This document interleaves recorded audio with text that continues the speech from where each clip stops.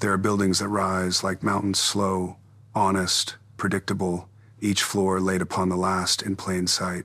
And then there are buildings that rise like secrets. The Chrysler Building belongs to the second kind.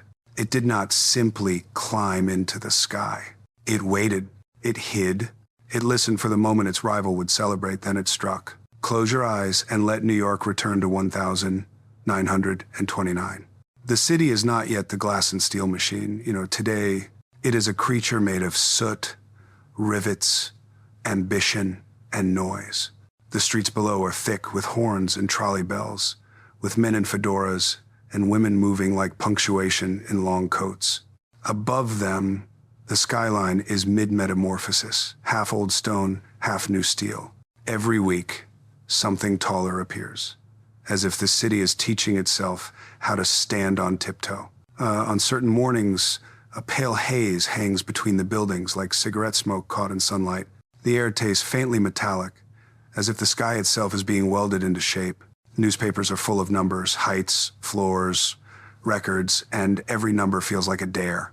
Not because people desperately need another office building, but because New York is obsessed with the one thing it can never truly own: superiority.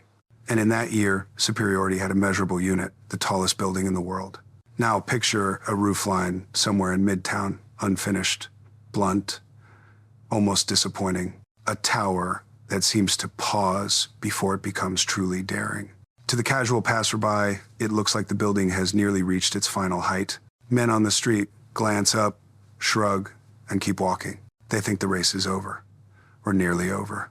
They think the Chrysler Building is merely competitive, not victorious.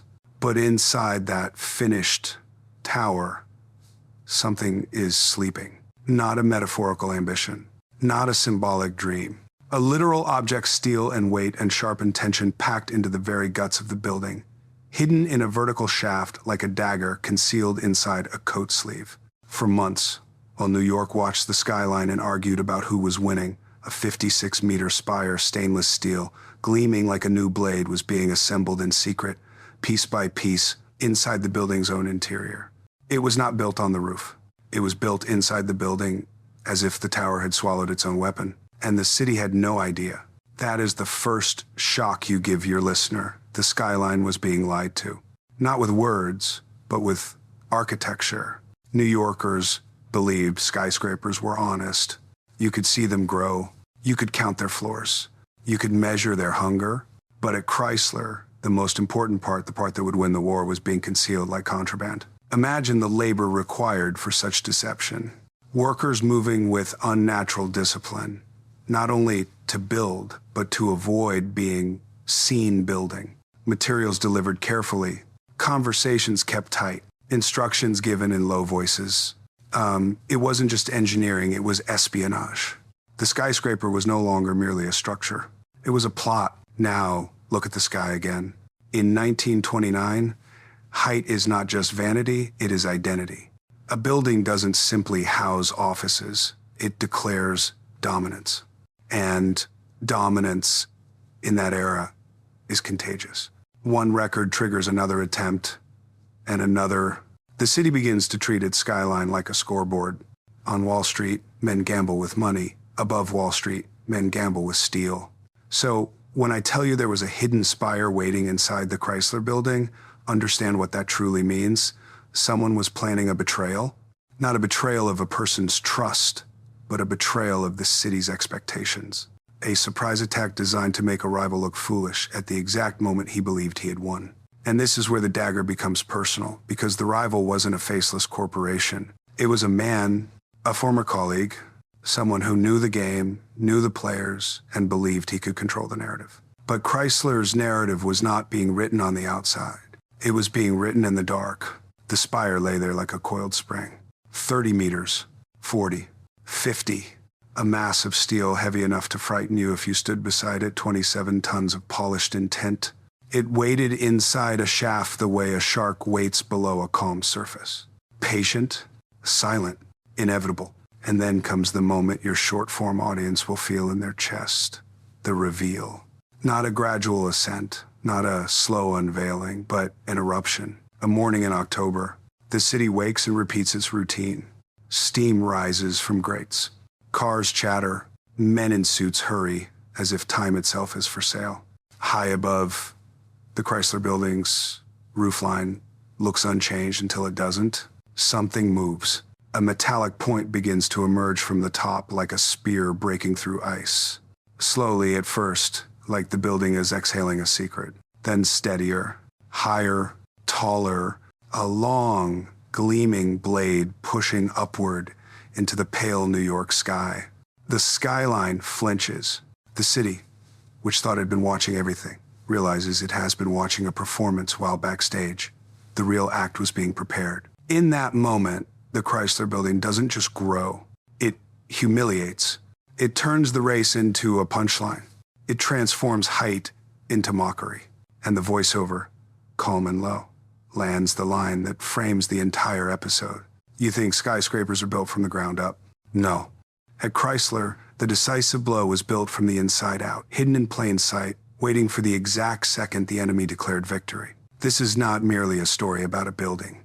It is a story about ego sharp enough to become a weapon, and about a city that rewards spectacle even when spectacle is cruel. Because now, you naturally ask, who would do this? Who would design a trap inside a skyscraper? Who would turn architecture into an ambush? Every great skyline has a shadow story beneath it. Rivalries, grudges, money, pride.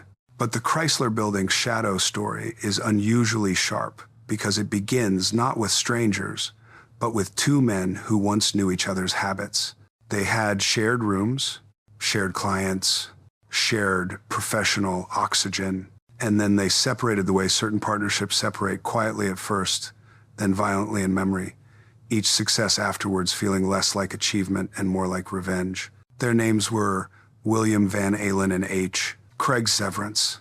Van Alen was the kind of architect New York could not decide whether to admire or distrust. He had talent, yes, real, undeniable, almost irritating talent, but he also had the eccentricity that makes conservative people nervous.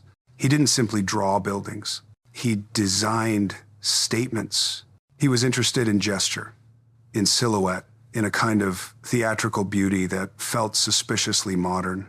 You can imagine him walking through the city as if the skyline were a stage set that needed improving. He was not content to build a box and call it progress. Severance, by contrast, was practical. He was a builder-architect, efficient, strategic, grounded in the real machinery of development. He knew how to get things approved, financed, executed. He knew how to win in a city where winning often depends less on genius than on organization. And he knew how to look respectable doing it. Together, once, they had been a firm. Together, they had been useful to each other. But usefulness is not the same as loyalty. When the partnership ended, whether by ego, money, or that invisible friction that grows between two ambitious men, what remained was a private knowledge of the other's mind. Severance understood Van Alen's desire for artistic dominance. Van Alen understood Severance's hunger for status through control. That knowledge became ammunition. Now add the city's fuel. 1,920 seconds, New York, where building tall wasn't just an architectural trend, it was a social disease. Money was loud. Optimism was reckless. The skyline was becoming a scoreboard. If you could own height, you could own attention. And attention, in the modern city, is its own currency. Severance attached himself to a project in Lower Manhattan, the building that would become known as the Bank of Manhattan Trust Building at 40 Wall Street.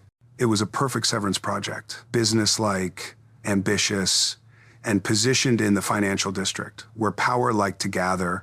He pushed the design upward, floor by floor, with the cold certainty of a man who could smell a record and wanted it as proof of competence. Van Alen, meanwhile, was attached to a different force entirely, one that didn't merely want a tall building, but wanted a tall building with an identity sharp enough to cut through the city's noise. His patron was Walter Chrysler. Chrysler was not a man who wanted to be merely rich. He wanted to be remembered. The automobile industry had made him powerful, but power alone is not satisfying to a certain kind of personality. Some men need a monument. They need a permanent object that whispers their name long after their body is gone. Chrysler looked at New York's rising towers and saw the ultimate advertisement, a corporate ego turned into architecture. If the city was becoming vertical, he would climb higher than everyone and plant his brand in the clouds. This is where the episode's satire begins to gleam. Because the Chrysler Building's beauty, its Art Deco elegance, its stainless steel crown, its sculptural drama was born not from calm artistic contemplation, but from marketing and spite. Walter Chrysler didn't finance the building because he believed in public space or urban harmony. He financed it because he wanted the skyline to serve him. That's why the details matter. Look at the building's ornamentation and you see the era's strange fusion of luxury and machine worship. Eagles that resemble hood ornaments, metallic curves that echo speed, gleaming surfaces that feel like polished automobiles under showroom lights. The building's not shy. It is a high-fashion machine, a cathedral dedicated to velocity and industry. And Chrysler's instruction to Van Alen, spoken or implied, was brutally simple. Win. Not build something good. Not build something lasting. Win. Be the tallest. Be the headline. Be the object that makes other men grind their teeth. So you have a triangle of ego forming. Severance wants the record to prove dominance in the business world. Van Alen wants the record to prove genius and outrun his old partner. Chrysler wants the record to turn the skyline into a billboard for himself and his machines. The city becomes the arena. The sky becomes the prize. And because Severance and Van Alen are not strangers, the race is not polite. It is intimate. It is personal. Each decision is made with the other man in mind. Each announcement is a message. Each extra floor is an insult in steel. Here's the cultural atmosphere that makes the story feel like spy fiction. In a height race, information is power. If you know your rival's planned height, you can exceed it. If you can hide your own, you can surprise him. So both sides become paranoid. They watch each other's construction sites. They interpret rumors like intelligence reports. They treat architects and engineers as if they were generals. You can almost see the invisible network. Messengers carrying numbers, reporters sniffing for leaks, workers overhearing things they shouldn't, executives smiling too calmly at lunch meetings. In that environment, a skyscraper stops being a building and becomes a weaponized secret. And this is why Van Alen's personality becomes crucial. Because Van Alen wasn't only talented, he was imaginative enough to think like a trickster. He understood something Severance, with all his practicality, might underestimate. In a war of perception, the winner isn't always the one who builds fastest. Sometimes the winner is the one who lies best. So Van Alen does what feels almost unthinkable in a project of this scale. He begins to play dead. He allows Severance to believe he is winning. He allows headlines to lean toward 40 Wall Street. He publishes numbers that seem just low enough to be plausible, just low enough to look like defeat. He gives his rival something sweeter than victory itself. Confidence. The kind of confidence that makes you celebrate too early, speak too loudly, and stop checking the shadows. Because while Severance's tower rises in public, Van Alen is doing something else, something that does not rise at all. Not yet. He is building a dagger inside the chimney. New York loves a race because a race gives the city a story. It can repeat over breakfast. Not everyone understands load calculations or steel tolerances, but everyone understands winning and losing. In 1929, the newspapers didn't need to explain architecture in detail. They only had to print a number, a height, a record, a single measurement that could turn a building into a gladiator. And at first, the war looked clean. Severance, steady, practical, unromantic, kept pushing 40 Wall Street upward with the confidence of a man who believed the world rewards straightforward effort. His building rose in the financial district like an argument made of limestone and steel. Every added section felt like a public declaration. I am ahead. I am the future. I am the one you will have to look up to, literally and socially. Then came the announcement. Severance's camp released the height. They were aiming for 282 meters, a number meant not only to inform but to intimidate. In the language of that era, it said, this is not merely tall. This is a record. This is the top of the world. It was a confident move. And confidence in a rivalry is a kind of aggression. Van Alen responded with something that appeared, at first glance, like resignation. He let it be known, carefully, calmly, that the Chrysler Building would reach 281 meters. 1 meter lower, 1 meter short. It sounded like a graceful loss, like a man admitting he had done his best and simply couldn't catch up. That single meter was a brilliant piece of theater, because in a city obsessed with domination, losing by 1 meter is not just losing, it is a public humiliation.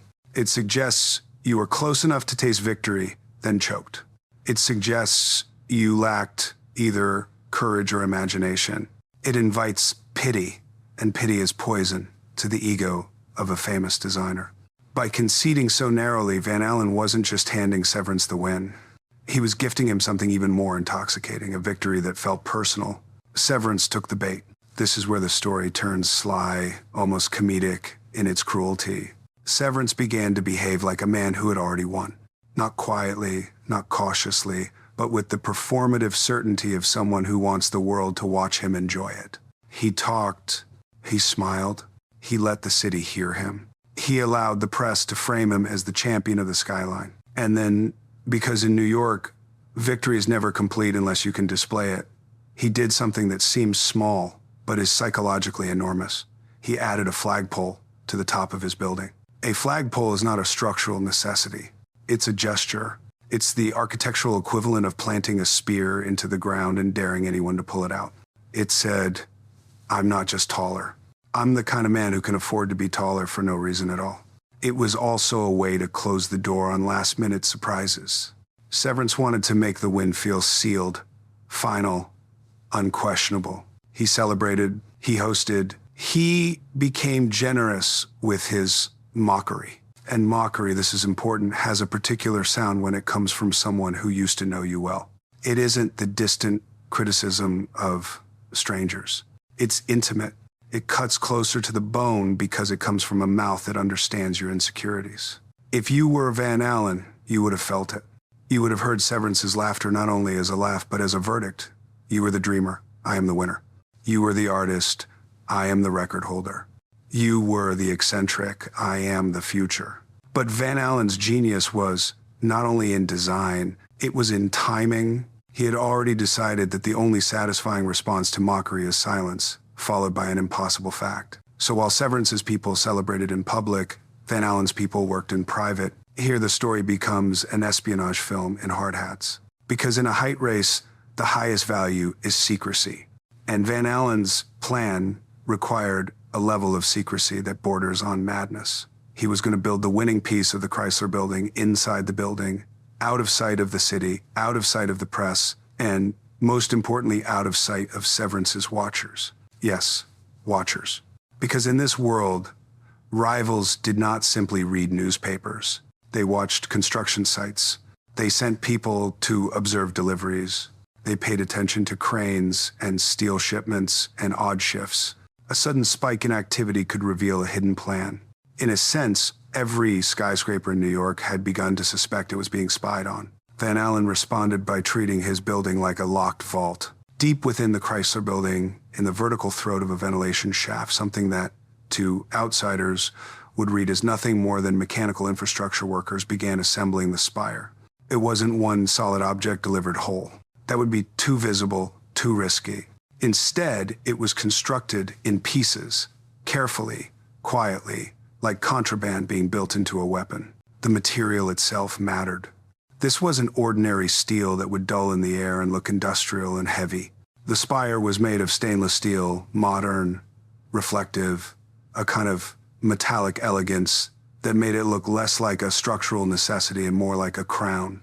And crowns, by definition, are meant to be seen. Imagine the pressure inside that building during those months. Imagine how every worker would understand the stakes. Not only that they were building something difficult, but that they were building something that was not supposed to be known. They would have been told, keep your mouth shut. Don't talk on the street. Don't brag at the bar. Don't give anything away. Because the moment Severance learns, he will respond. He will add height, add a mast, add another trick. The race would extend again. More expensive, more humiliating, more dangerous. So the Chrysler spire slept inside the building, growing piece by piece like a blade being forged inside a sheath. Meanwhile, above ground, the city kept watching the obvious things, the roofs, the cranes, the skyline. It measured what it could see and assumed what it couldn't see was irrelevant. That assumption is the weakness Van Alen exploited. New York was used to honest height. Van Alen introduced dishonest height, the kind that arrives all at once. And the beauty of the deception was that it encouraged Severance to relax. Because a rival who thinks you are defeated stops looking as closely. He becomes careless with certainty. He begins to behave like the ending is guaranteed. Severance's celebration became part of the trap. Every laugh was another second purchased. Every public victory claim was another layer of psychological blindfold. The more he declared the war finished, the more he made it safe for Van Alen to prepare the final strike. So by the time the city reached late October 1929, the stage was set perfectly. Severance believed he had won. The public believed the numbers. Even the skyline looked settled, no sudden towers leaping upward, no late surprises visible from the street. But inside the Chrysler Building, behind walls that seemed dead and ordinary, the weapon was ready. A 56-meter spire, 27 tons, waiting in the dark. All it needed was a single command. There are victories that arrive like sunrise, gradual, inevitable, almost polite. And then there are victories that arrive like a trap snapping shut. The Chrysler Building's victory was the second kind. It was not a steady climb. It was an ambush performed in broad daylight, a theatrical cruelty delivered with mechanical precision. New York didn't watch it happen over months. New York watched it happen in less than 2 hours. The date matters because it makes the moment feel like a curse disguised as celebration, the 23rd of October, 1929. The city was still dancing on the edge of the jazz age, still drunk on the illusion that money could only go up, still convinced the future was an escalator that never reversed. The stock market had not yet collapsed, at least not officially. The air still carried the perfume of confidence. People still spoke in the bright tone of men who had forgotten what fear sounds like. And somewhere in Lower Manhattan, Severance's camp was enjoying what they believed was the final word. In his world, the race was already written. He had the taller building. He had the headlines. He had the flagpole like a victory spear. He had the satisfaction that is sweetest to an ego, not only to win, but to win against a man he once knew intimately. The celebration wasn't just about height, it was about humiliation.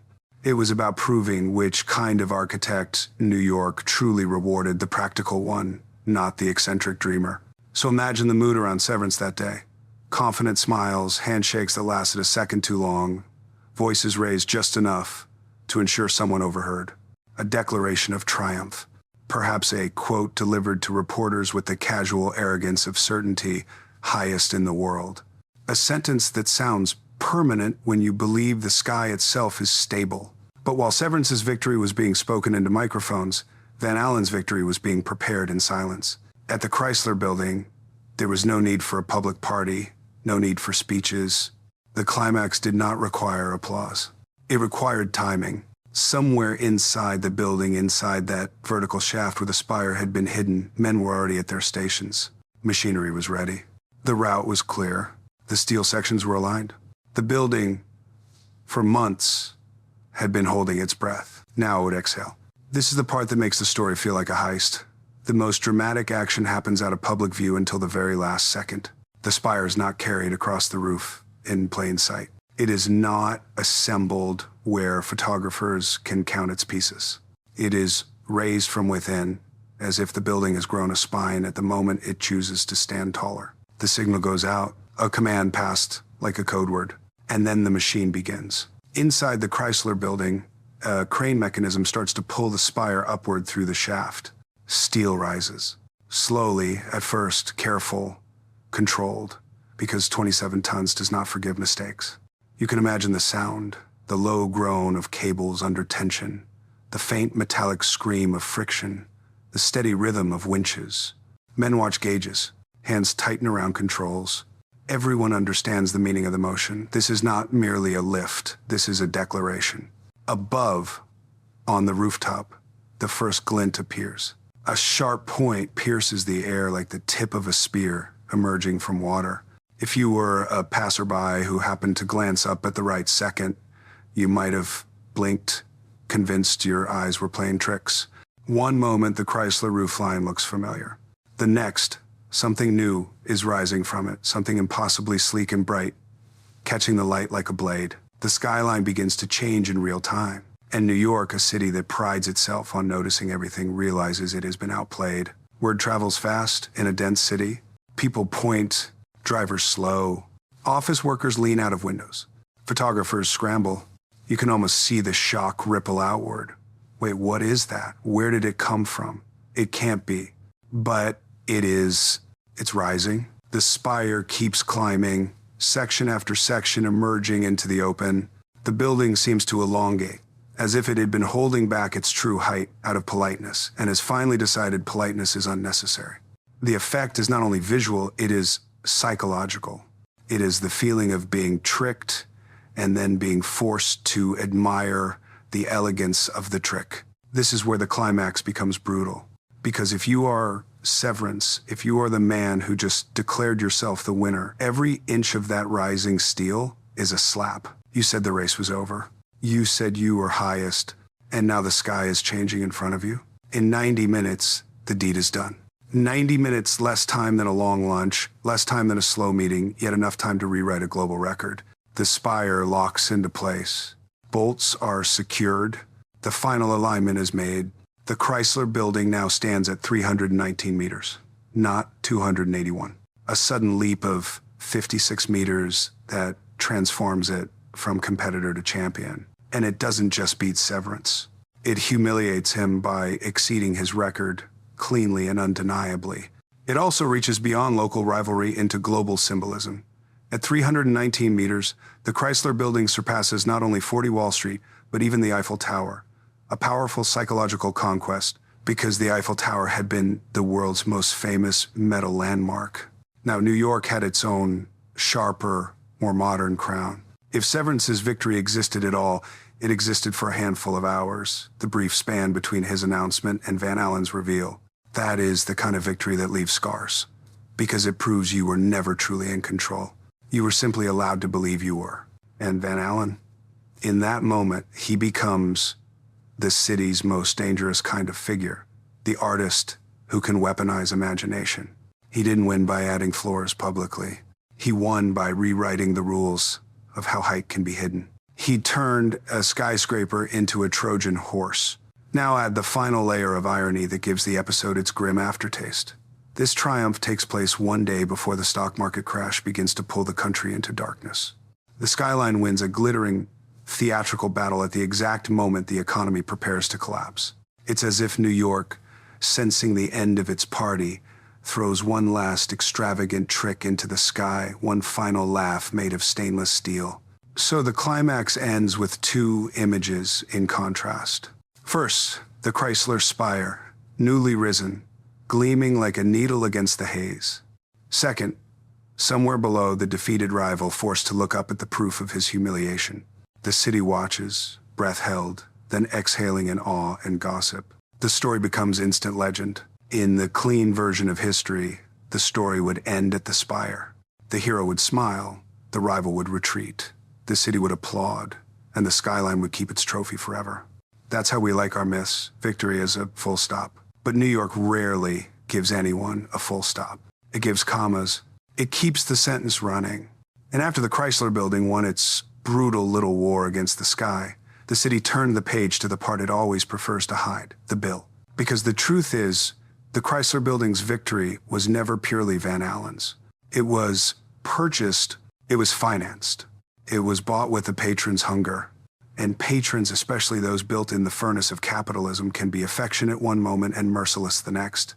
They love the idea of genius until genius sends an invoice. Walter Chrysler wanted a monument that would outshine everything else, and for a brief moment, he got exactly that.